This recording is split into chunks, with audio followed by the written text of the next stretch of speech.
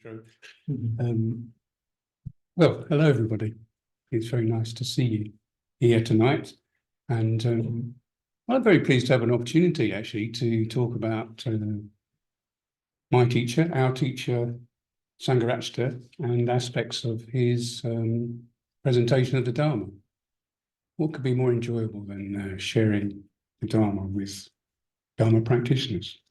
What a special way to spend an evening. We could be doing so many things, can't we? But here we've come to do this. So I'm really pleased to have the opportunity to do this, to share it with you. So when Amrachandra asked me to give the talk, she gave a very general, open title, actually. She just said, would you like to give a talk on Sangharakshita? So it wasn't about a specific theme, it was just quite open. So there's lots of choice. You know, Sangharakshita's teaching is very, very broad. And, you know, it covers a vast range of aspects of the Dharma, and it's also very comprehensive and quite unique. So there's a lot of choice. I could have chosen anything. But I want to choose something that interests me and inspires me of Bhante Sangharakshita's teaching, something that's meaningful to me and actually motivates me and inspires me to practice, and is quite current in my practice. So one of the first things that just came to mind is something that I've been thinking about and working on for some time, was summed up in this aphorism of Sangharakshita's, which is to be able to do one thing at a time is the whole art of life. So this aphorism is published in a small text called Pieces of Fire, which was first published in 1979. It's a collection of sayings and quotes that are all very pithy aphorisms that sum up aspects of his teaching, and they're very condensed, but they're very good at presenting aspects of his teaching and of the Dharma in general. So it was republished in 1995, and actually I came across Triratna in 1994, so I've been coming along for about 6 months or so when the book was republished. And I happened to be at the London Buddhist Centre at the time it was republished, and Sangharakshita was there when it was republished, so he was present to launch the book. So it was very useful for me, well, it was very good to actually be there with him to see the book launched. But I found it very useful because I was new. I didn't know a great deal about the Dharma, and I didn't know a great deal about Sangharakshita's presentation of the Dharma. So I actually found this text that had lots of quite very succinct, direct, quite broad range of quotes. It was very helpful for me to get an overview both of the Dharma and his teaching.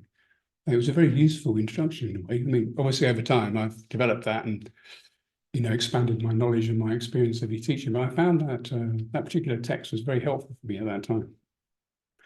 And when I read it, a couple of things really leapt out at me. They really struck a chord with me, and this aphorism was one of those things.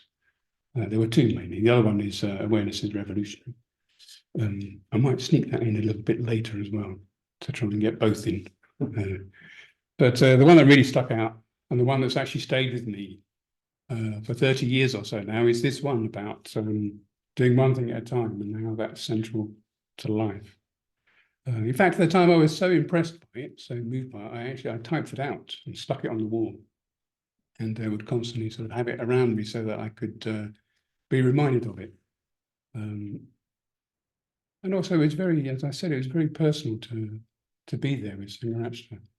And you know, he, as people do when they launch books, he autographed the book. So I have that personal connection with him, my teacher, and the text, and also this quote. So in a way, it's been a bit of a guide for me, actually, and it's a touchstone, it's a trigger, actually. It reminds me to practice. It reminds me to do a particular type of practice. And I've mulled over it over the years, and, you know, it's sunk in. It's almost sort of ingrained in me now, I think, which is a very good thing. It's very good to have the Dharma accessible to you at all times, to be reminded of it. And this has done that for me. So like all aphorisms, it's very pithy, and it's a very concise expression of a general truth, which is usually what aphorisms do.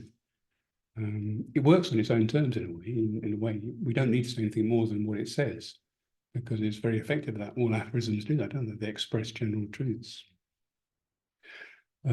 However, when we look closely at these things, we can tease out that there are much broader ideas behind it. And, Dharma said he was talking earlier on about, the threads when everything's a tapestry. Well, the Dharma's like that, isn't it? It's got all these wonderful, colourful, bright threads, ideas and themes in it. But actually, when you pull one, you notice that it leads to everything else. And that, everything is interconnected, obviously, including the Dharma. So when we do look deeper at this, a lot of themes and broader ideas are apparent. So I wanted to unpack it a bit, really, to draw it out and to bring out some of the aspects of the teaching that's behind it. But I want to tease out some of the things. They don't necessarily come easily. In fact, the other day I said I felt as if I had to tickle some of them out. It will make sense why I say tickle when we get to the end of the talk. It might sound a bit strange, but actually when I get to the end of the talk, you'll see why I use that term expression. So I'm going to unpack it a bit. So in terms of the structure, the talks have three main sections. The first is, what does it mean, really? What is Sangharakshita getting at when he's using this aphorism? Why might it be of value? Why did he say it? Why has it struck a chord? And then to talk about how we might actually try to put it into practice. So how can we do one thing at a time? How can we be able to do one thing at a time? So that's the sort of structure of the talk. So in some ways, I'm just going to state the obvious to start and say what it is. So in essence, he's saying that, well, we need to be able to be focused and concentrated. And if we can be focused and concentrated, this is an art that covers the whole of our life, or can cover the whole of our life. So it's quite a big statement as well. He's talking about something that covers the whole of our life. And it's very interesting, he says it's an art. He doesn't say it's a skill or a practice or a technique. It's an art. To be able to do one thing at a time is the art of all of life. I find it very interesting he used art. He's very, very precise in his language. His thinking is so clear. When he says art, he really means it. He could have used lots of things, but he's very, very specific. So to me, it points to creativity. And, the art of doing one thing at a time requires us to be creative. It's not just a straightforward skill or a practice. It's something that we can hone and refine. It takes effort to practice this art of doing one thing at a time. And also art is very stimulating, isn't it? It stimulates us. When we look at art, when we approach things in an artistic way, it's very, very stimulating, and it can be very, very refining. So it's very interesting that he starts with art. It's an art for the whole of life. It's very, very broad, isn't it? There are a couple of implications in it, I think. They might not immediately leap out. They might do, but they might not. Well, the first one is that to do one thing at a time is valuable and a good thing to do. I mean, that might be the very obvious bit. The second bit is it implies that it's not necessarily straightforward. The fact that it's an art means that it doesn't necessarily come straightforward and easily to us. It's something that we have to create in a way. So it's not necessarily straightforward. That probably resonates with us, doesn't it? Anybody who's tried to practice a Dharma and do one thing at a time will know that actually it's not very easy to do. It's quite complicated, in fact.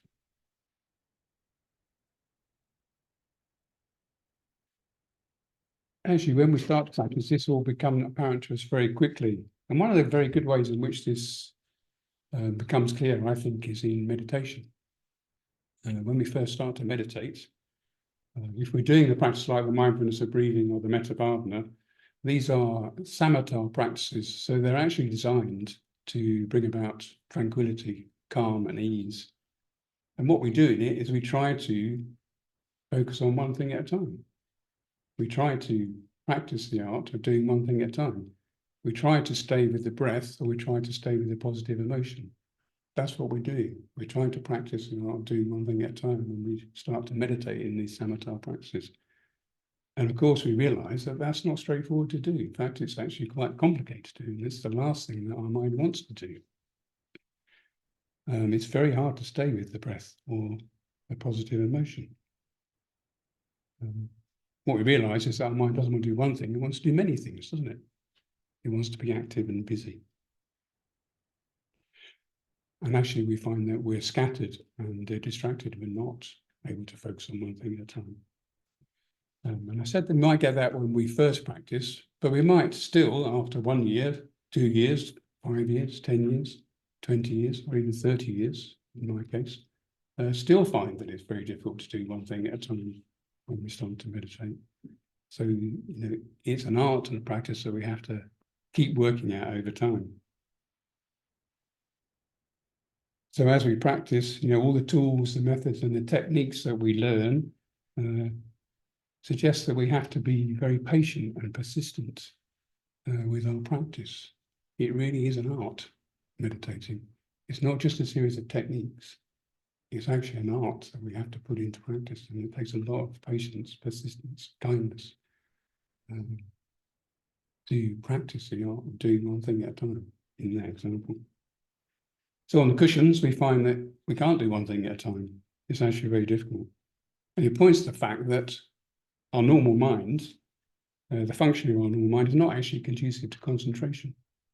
That's not the way our mind normally works. That's not how we experience our mind. So it isn't straightforward. Secondly, we quickly realize when we start to practice and meditate that it's not actually straightforward to get onto the cushions to try and do one thing at a time. So how we live our lives, the way we live our lives, the way the world functions, in fact, is not conducive to being concentrated and focused and doing one thing at a time.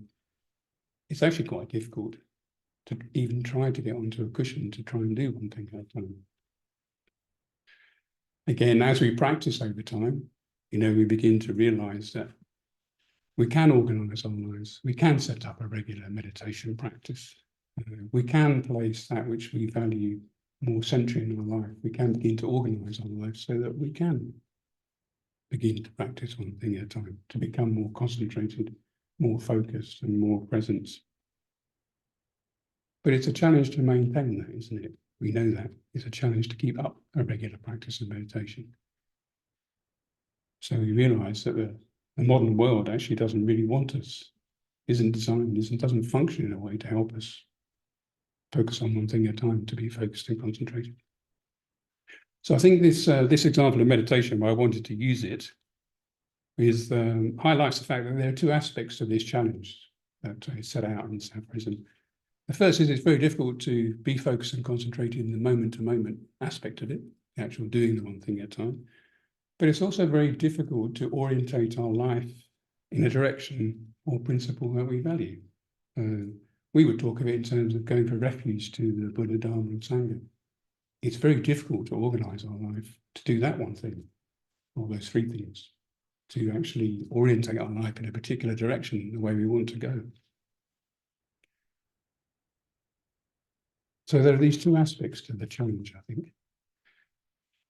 The best way we can develop the skill, the art of doing one thing at a time is in meditation, because we're directly working with our mind. That's the best way we can do it, actually, probably the most effective way. However, as we know, we can't be meditating all the time. In fact, well, how much do we meditate? 10, 15 minutes, 20 minutes, 30 minutes? Do we do it regularly? There's not that much time to work directly in meditation like that. So we have to find other ways of trying to do one thing at a time, to be focused and concentrated. And one of the main ways in which we do this is through the practice of sati, or mindfulness. Now, this is an area where Sangharakshita's thought is actually really quite brilliant, I think. It is really, really sophisticated, and he actually draws out things that you don't see in other people's discussions of mindfulness. I'm going to say more about that in a minute. But it's a very effective and important practice to help us develop our awareness, because this is what this is really about. It's about developing our awareness outside of meditation. And the practice of mindfulness complements the whole of our practice, like an overarching technique, tool, that supports our ethics, our study, our meditation, and our friendships, all those aspects of practice that we're going to put into place. So it's a very central practice, and it's one that we can do off the cushions. So the classic definition of mindfulness, we're probably all aware of this, is to be focused and concentrated and present, to be aware of how we are, where we are, and what we're doing right now. So Sangharakshita says this is absolutely true. It's a very good definition of mindfulness. That's what it's about. But he says there's much more to it than this, which is where he starts to differ, I think, from other people. He really emphasizes the fact that it's not just about now, it's not just about being present. It also has a very important aspect of recollection. So we also have to be aware of the past to be aware of where we are now, which, when you think about it, when you become mindful, you are recollecting. You are bringing yourself into the present, but you need to be aware of the past to do that. He also says that you need awareness of the future. So we need to be aware of not only of where we are now, but where will it lead us? What will happen if we stay in the mental state that we're in now? So the past and the future are very, very important to mindfulness. So it's a very good point, actually. It points to the fact that mindfulness is not necessarily an end in itself. Like all practices, it has to have a purpose and a direction. It's taking us somewhere. We could be here now in the present, but actually it's very important to be aware of these other aspects of mindfulness. So he introduces the notion of samprajana, which is often, sati and samprajana are often used together. They're sort of almost interchangeable. So samprajana means mindfulness of purpose, really. It means clear comprehension. So this is very important. So it's not just about how we are now, it's what's led us to this point, i.e. the past, but also where will it lead us in the future. This is central to mindfulness, and you can begin to see how this is relating to doing one thing at a time, and us being focused both on the present moment, but also on where the orientation of our life in general. So what's very interesting about this is that Sangharakshita brings in an ethical dimension to mindfulness. He's drawing our attention to the fact that how we are and what we do has an ethical implication. So when we begin to practice, when we become aware, when we be mindful, when we do start to focus, and when we do start to bring our attention to doing one thing at a time, we realize that we get in touch with our mental states and our experience, and we notice that probably it's largely unskillful. By unskillful, we mean here not helpful. It's not taking us in the direction that we want to go in. It's not taking us towards development, growth, expansion, movement towards enlightenment, if you like. We notice that our actions and our mental states, the general flow in which we're going, tends not to take us towards that. We see that our actions have consequences, which is very, very important. This is where the awareness is revolutionary comes in.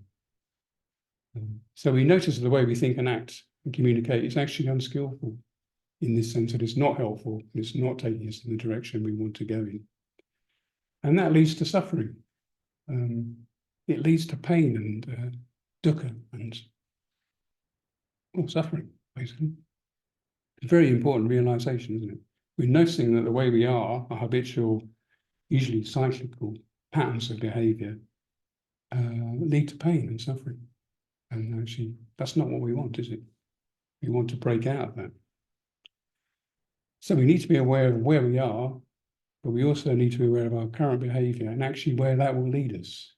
If we continue to act, communicate and behave in the way that we are, think where we are, well, it will lead us to a particular area, won't it? Well, in fact, it will keep us going round and round cyclically in this cycle of samsara. So it's drawing out the central teaching of conditionality. We're beginning to be aware of conditionality when we do that, which is very, very important. this aspect of ethicalness is very, very unique to Sangharakshita's presentation of mindfulness, I think, and it's very, very, very important. He defines mindfulness as, he says, mindfulness is essentially the cultivation of an uninterrupted flow of skillful consciousness, which is not usually how you would hear mindfulness defined. So he's saying that to be mindful really means to be ethical, and it means to cultivate positive mental states. So I want to return to meditation again to look at, take this a little bit further, draw out another aspect of it. So when we do practice Dharma, when we do the mindfulness of breathing, when we do the metta bhavana, well, hopefully we begin to experience some fruits of that. We do realize that we can be concentrated if we put in the effort. We do realize that we can do one thing at a time. And when we do, it has a positive result. Positive fruits emerge. You know, we may experience happiness and joy, some calm, some clarity, maybe more energy and more harmony. Our mind becomes a bit more supple, doesn't it? It becomes a bit more poised.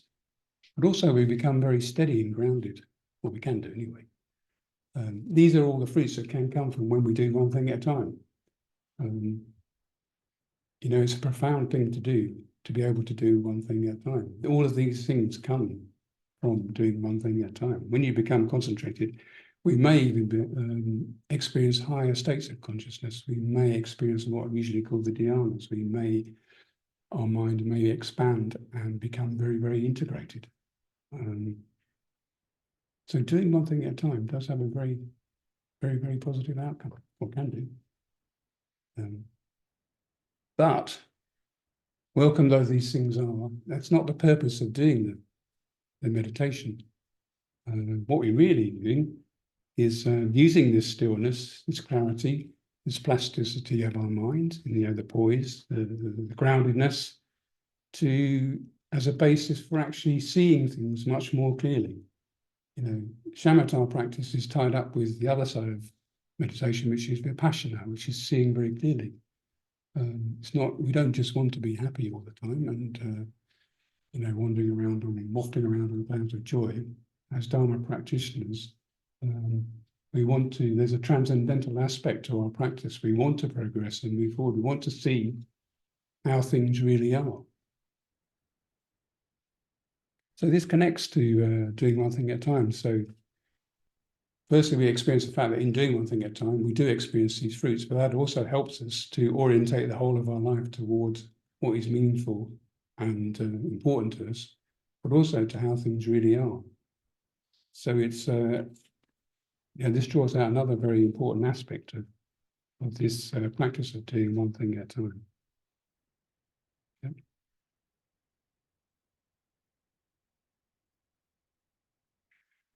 So again, I'm using the example of meditation to do that because it's the best ground in which we can do that. So how do we do that more generally in our life? How do we do the same thing? How do we cultivate this doing one thing at a time in a way that leads us to be clearer and to see things more effectively, more really, if you like, that word really, more clearly. So in a way, Sangharakshita has drawn it out for us already, hasn't he? By doing one thing at a time, we can maintain our awareness, the continuity of our practice in our daily life. So off the cushions, we want to continue with this practice in orientating our life in a particular direction. And doing one thing at a time helps us to do this in this broad sense.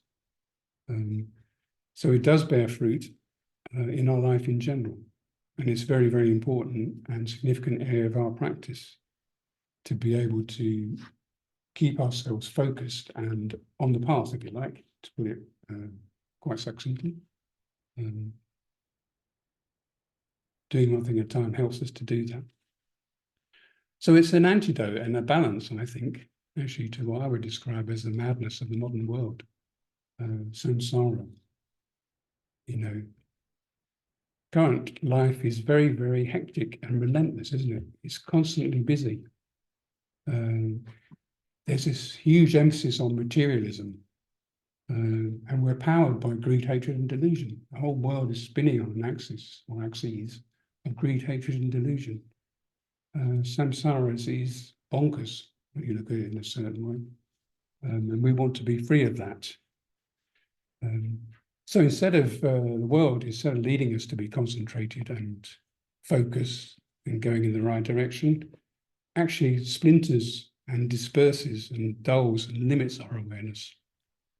It keeps us very much on the surface. It doesn't steer us towards the depths and the heights. It doesn't help us to see things as they really are. It doesn't help us to move forward. It doesn't help us to be skillful. And it might even throw us completely off the path. We might have got onto the path. We might be making progress. But if we don't maintain a continuity of purpose, if we don't stay with our practice, if we don't try and keep this one thing at the center of our life, we might find that we're thrown off the path. And it does happen, doesn't it? Or we might find that our place on the path becomes a bit wobbly. Perhaps even worse, we might even just settle down. We might just make some progress and then just settle down. And the transcendental aspect of it, the really important aspect of trying to find freedom and peace and liberation just melts into a very comfy Buddhist practice.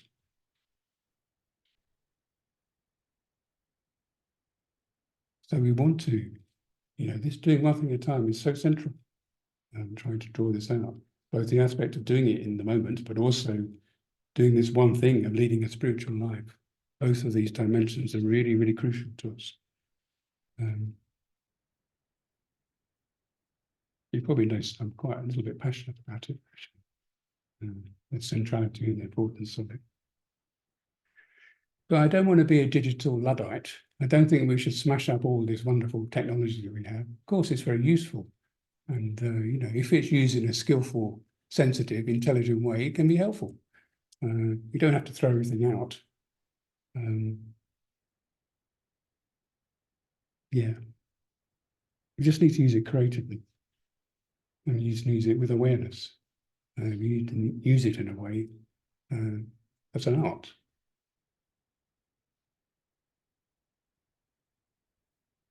Okay.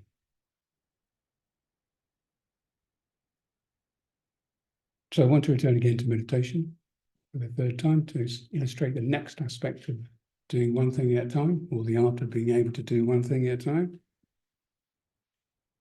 One of the most important things, the skills, the techniques that we learn, or that we realize when we're meditating for a while, is that we realize that to have an effective meditation practice requires balanced effort. We need to balance out our effort to be effective in meditation. We need to be both active, but also receptive. Dharma Siddhi was explaining this when he was introducing the Metta Bhavana.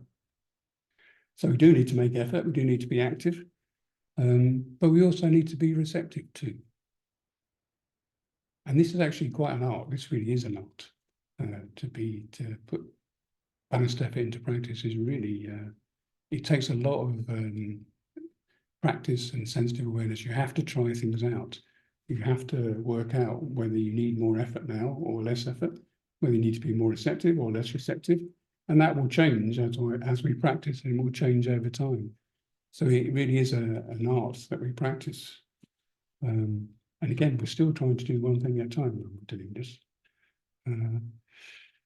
This balance is very important. It's often illustrated by the image of a large bird like an eagle. When you see them soaring in the sky, they will very gently move their wings to guide their flight. So they're making very subtle, sometimes, changes to balance their effort in the way that they need to fly. So we need to do that in our own meditation practice. And that's can be quite subtle and take a lot of practice to do. So it's another example of actually following the middle way, the balance. We don't want to go to extremes. We need to balance over the two. Yep. So I'm partly emphasizing this aspect of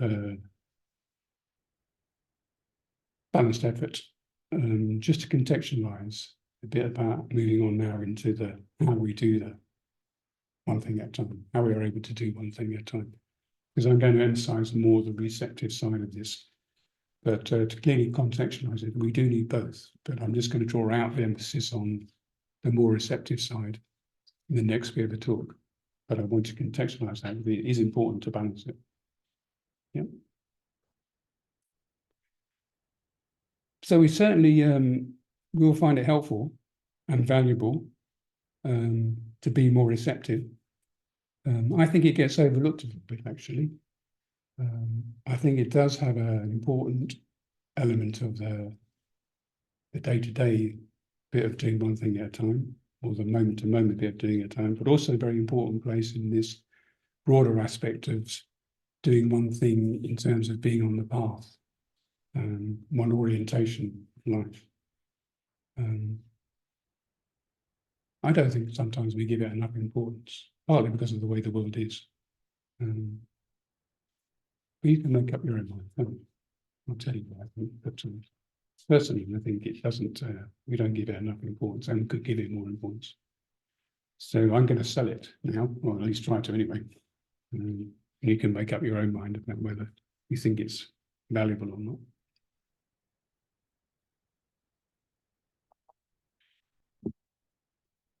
So how do we try to be able to do one thing at a time? Well, the first thing might seem a bit counterintuitive, but basically we just keep on with our regular practice. Keep up the meditation, keep up practicing mindfulness, keep studying, keep reflecting, keep developing friendships, keep doing all of those things. Make sure we have the continuity of our practice going. To stay on the path, we have to keep practicing.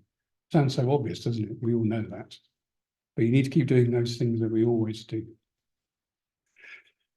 So talking a bit more specifically about receptivity now, I think you can talk about it broadly in three ways, or three broad areas. The first is in terms of being still. The second is to be silent. And the third is to be spacious or open. You could also say silent is quiet. And it doesn't just refer to not talking, it also refers to this, being in a world that's fully busy with information all the time. And they roughly correspond to the traditional division within Buddhism of body, speech, and mind.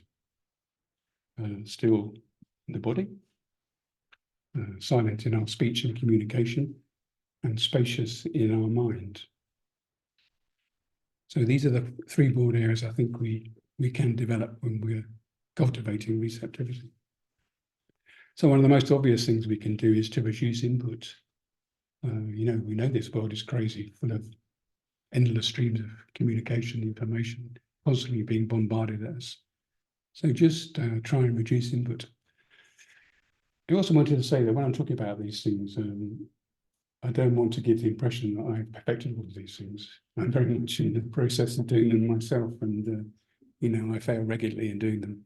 It's actually quite humbling talking about this and then watching actually how I am in my life. Do I really do one thing at a time? How much do I struggle with that?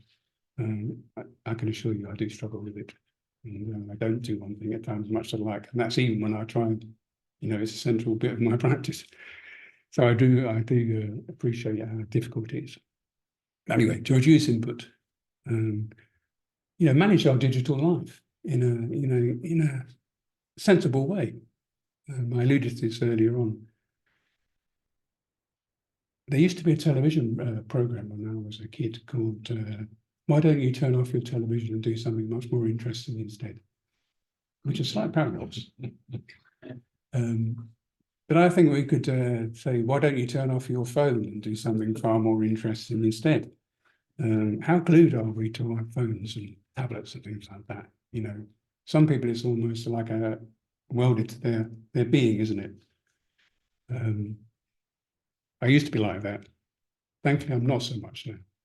I don't, personally, I don't use my phone very much. I try to use it as little as possible. So try and cut out all of that activity to do with your phone, all that online activity. At worst, we're almost a slave, aren't we, to our mobile phones, our mobile devices. they're addictive. They really are addictive. If you watch people who are really wedded to their phones, they're addicted to them. They cannot put them down. They're constantly looking at them. It's constantly pinging. If you watch someone, I'll include myself in that sometimes, you're drawn to it all the time. And they're designed to do that. This is part of the way the world is. So try and manage your digital life a bit more sensibly, intelligently. Try and reduce it. I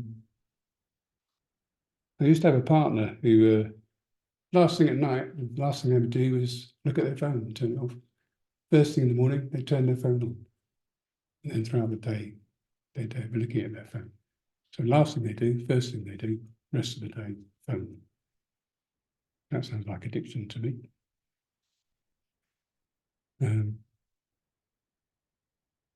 It's one of the greatest distractions and drainers of our energy. It's one of the things that really keeps us from doing one thing at a time. It splinters and fractures our awareness. It doesn't cultivate awareness. It really dulls it and fractures it. Makes it very, very hard to do one thing at a time. Makes it very, very hard to be aware in a consistent way. Okay, I think I probably made the point with that. Okay, so it's very hard to be silent with all that information. The second thing we could do to cultivate this receptivity is literally do one thing at a time. Literally try and do it. Have a go. So if you're eating, just eat. Don't watch the television, just eat. Don't have your headphones on, just eat. At the end of last year, the start of this year, I was on a 4-month solitary retreat in a very isolated but beautiful place. And eating an apple and just eating an apple was heaven. It was almost bliss because I was completely focused on the apple and all the flavors and the textures and the sound. And I was right there with the apple, and doing that one thing at a time was amazing. You might think, what's he talking about? Try it. Do one thing at a time. Eat an apple or whatever it is you're eating, and don't do anything else. Go for a walk. Just go for a walk. Don't put your headphones on and listen to a podcast. Go for a walk. Experience what it's like walking. Whatever you're doing, just do that, or at least try and do it. Be present. If you're with someone, be present there with them. There's an amazing human being sitting there with you. If you think of all the conditions that go into a person, that is truly amazing. Can you be with that? Again, recently I was with someone and their phone was pinging. They weren't talking to me. They were looking at their phone and then text. Like, be present with the person that you're with. Just do it. And what will happen? You will see this amazing person in front of you. Hopefully. So literally do one thing at a time. Okay.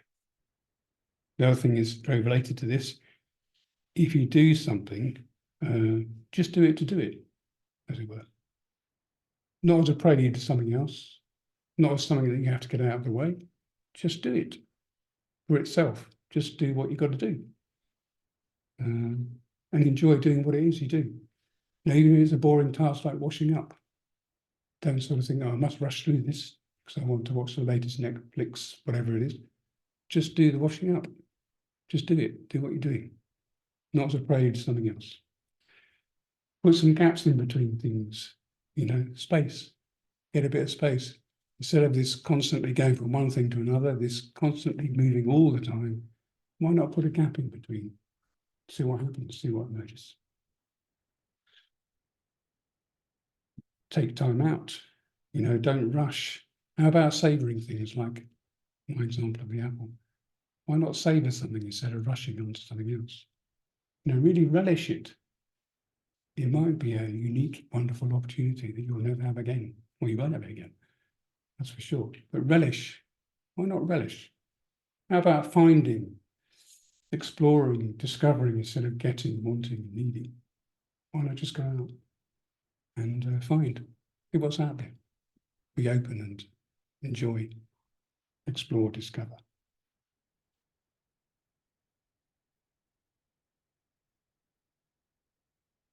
to go on retreat.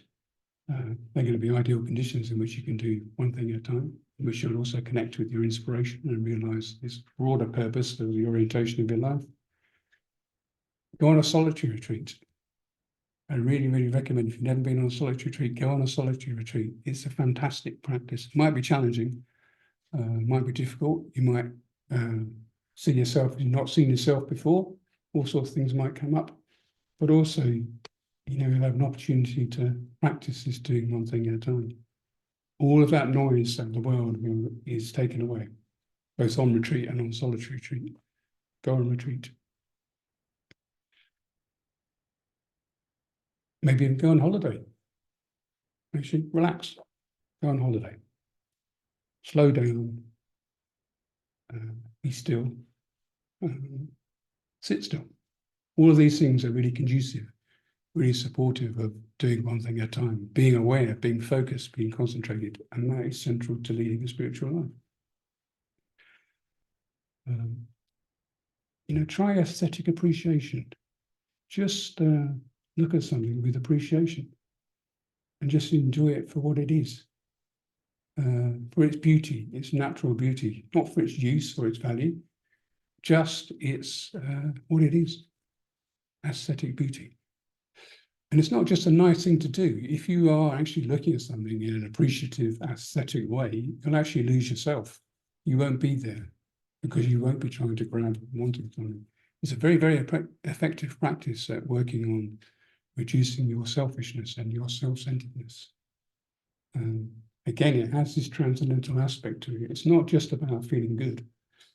It really can radically change us if we do these things. And in fact, Sangharakshita in a particular area goes even further than this. It goes much more radically than actually doing one thing at a time. It actually says do nothing. He refers to it as being useless, in fact. Practice being useless, of course, within a context of being, much broader context of being useless. It doesn't mean just being very frivolous and do that all the time. Be useless, have a go at being useless. You don't have to justify what you're doing all the time. Just do it for the sake of it and be useless. Just do it for the heck of it. Do something skillful, though. But just be useless.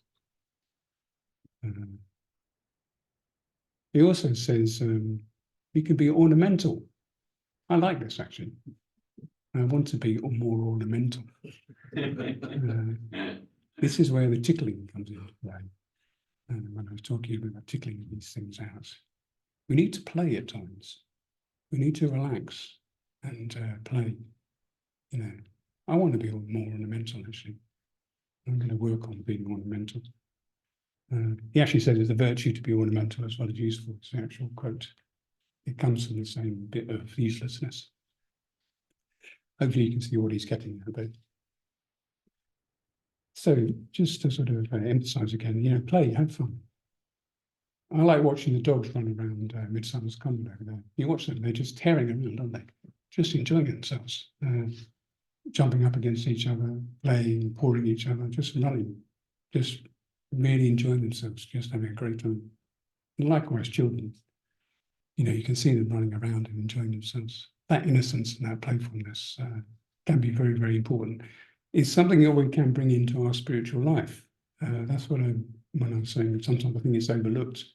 We could emphasize this much, much more, not just for the sake of doing it, but also because it does have this very important role in keeping us concentrated, focused, both on what we're doing, but also on the larger aspect of the path.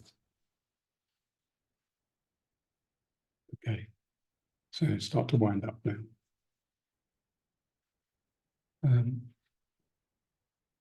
So again, just emphasizing that we're not just doing this for the sake of it. We're doing it because we want to change, we want to develop, we want to go beyond ourselves. We want this transcendental aspect in our life. Maybe we want to become enlightened. I mean, that might sound like a grand thing, but maybe we do want to become enlightened. Maybe we want to be completely different as we are now. So when we sit still, as it were, when we're still, when we're silent, when we're spacious, um, something magical happens. Something extraordinary happens, actually, if you do this. Um, something emerges. So it's about being receptive and emergent. It's not just good to do because we like it and it's enjoyable. Something mysterious happens if you stop. When we're so busy, we can't see what's there. We don't live in a way. We're not present in our lives. So when we're being receptive, what are we being receptive to? Well, we're being receptive to reality. We're being receptive to life, to what it means to be a human being living and trying to grow and develop and move along the path. When we do that, if we can do it, we'll feel more alive. I mean, that sounds very obvious, doesn't it? I mean, how alive do you feel?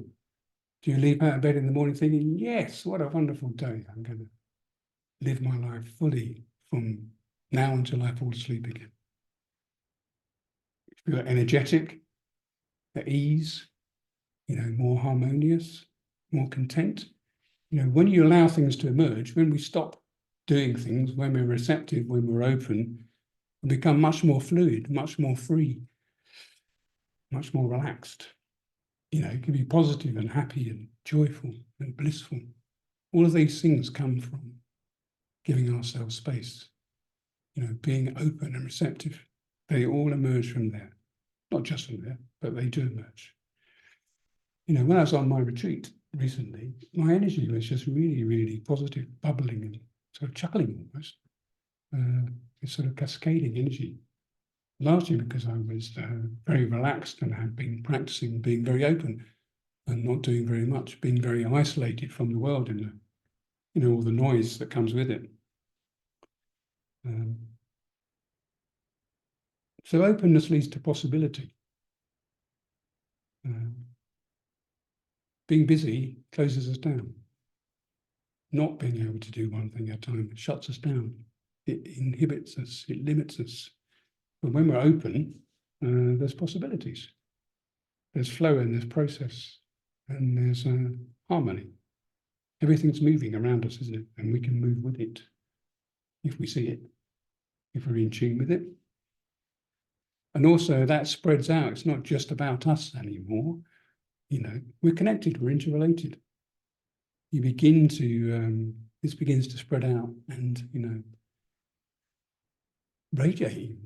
Bodhisattvas sparkling and shining in some respects, aren't they? If you're in the presence of someone who's very positive, you experience it as well. Metta, appreciation, kindness, warmth, and love, they all come out sometimes, or in part, from being still and spacious. When we do that, we realize we're interconnected, and that begins to flow out of us.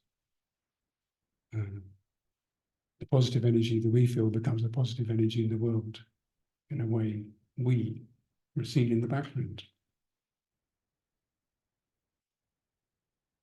So, when we do stop, when we do slow down, when we do try and do one thing at a time, practice the art of doing one thing at a time, all of these positive things can emerge from there.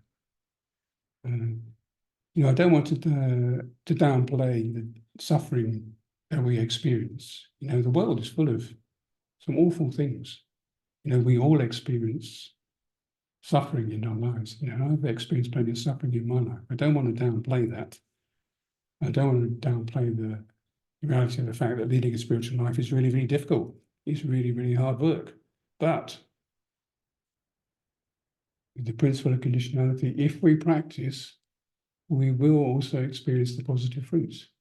If we make the effort, if we stay focused on the path, all of these fruits can potentially manifest. Okay. I just want to end by using Sangharakshita as an example of this, actually, because, he's my teacher. He's probably some of your teachers as well. Some of you are getting to know his teachings. Sometimes we can just relate to him as a teacher, but actually,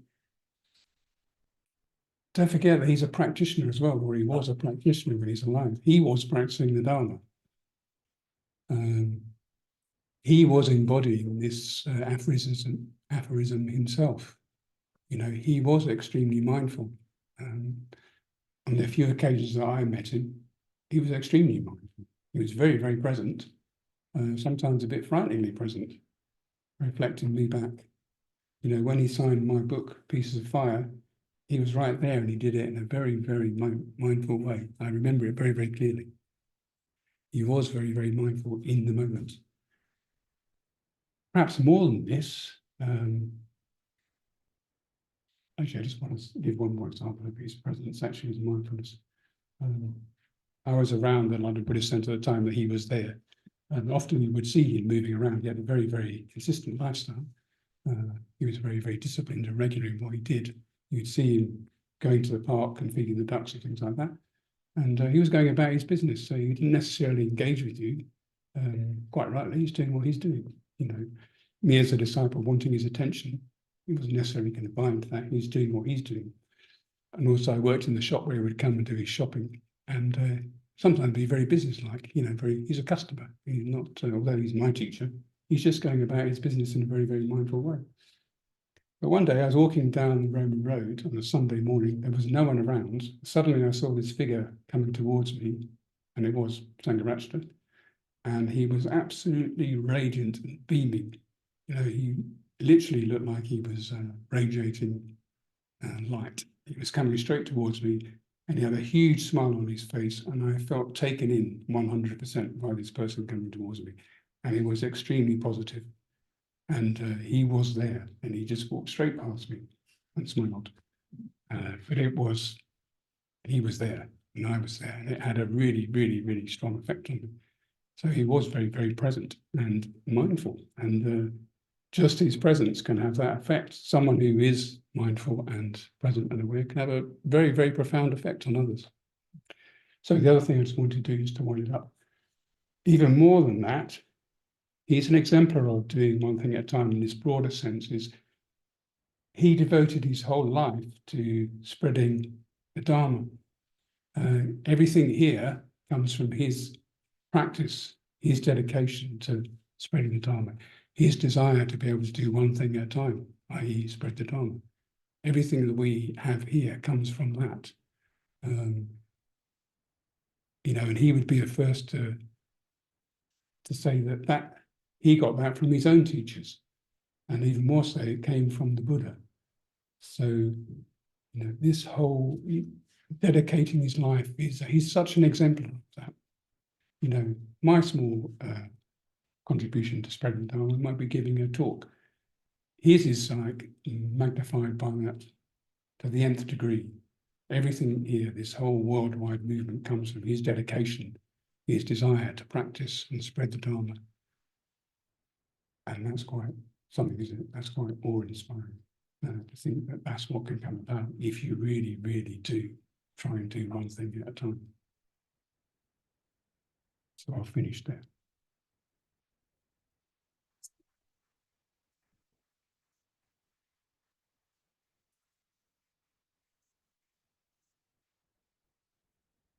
Well, thank you very much, Kosaka. It was a really well-crafted and very reflective and thought-provoking talk. I really liked the way you unpacked Bhante's Sangharakshita's teaching on mindfulness. Gave a lot of practical examples of how we can explore this whole area of living and doing one thing at a time to support our mindfulness. I particularly was struck by the whole example of your apple on retreat and the savouring, because it just reminded me of, you know, how wonderful mindfulness is when you've got the right conditions and you get into that space. Everything seems incredibly wonderful. You know, it's like there's this title of a book by Thich Nhat Hanh, quite a famous book on mindfulness, The Miracle of Mindfulness. And when you're on a retreat, you especially got the right conditions to get into that mindful space where you really savor the beauty of life again, you know, and you start to think, how have I lost contact with this, the simple things in life, like an apple or nature or a good conversation. it just really, you know, reminds you of how wonderful mindfulness is and how enriching it is. So it was really great to be reminded of that, the beauty and that sense of savouring life that can come from this practice. I really liked also hearing about Sangharakshita. It reminded me of my little bit of contact with Sangharakshita when we used to meet him on conventions. Years ago, he liked to meet new order members, he liked to meet order members, and Sangharakshita is very mindful, is very self-possessed, and he really embodies what Gosaka was talking about tonight. And so you'd sometimes have lunch with him, there'd be a group of order members, be having lunch, and he was so kind of mindful and graceful in a way and self-possessed. I used to feel like a Neanderthal. I just sort of became aware of how frazzled I was, how unmindful I was. And I would be literally like tense as anything trying to eat my soup because of just this sort of presence. So it can be kind of challenging, you know. But you know, that mindfulness can be challenging to be around. But I needed it really. It was a kind of mirror of, you know, I've still got work to do, and I get reminded of that regularly by my partner, who was criticising me for leaving things around the house and not putting things away. So I thought I was work to do in that really. So Corsica's given me lots of good tips to think about, and this, I suppose, doing one thing at a time doesn't sound particularly sexy on the surface, but if you take it on board, if you do it and make it a practice, the fruits of that can be incredibly enriching and attractive. And yeah, so we've got to take that seriously. So yeah, thanks again, Corsica. Really appreciate your talk.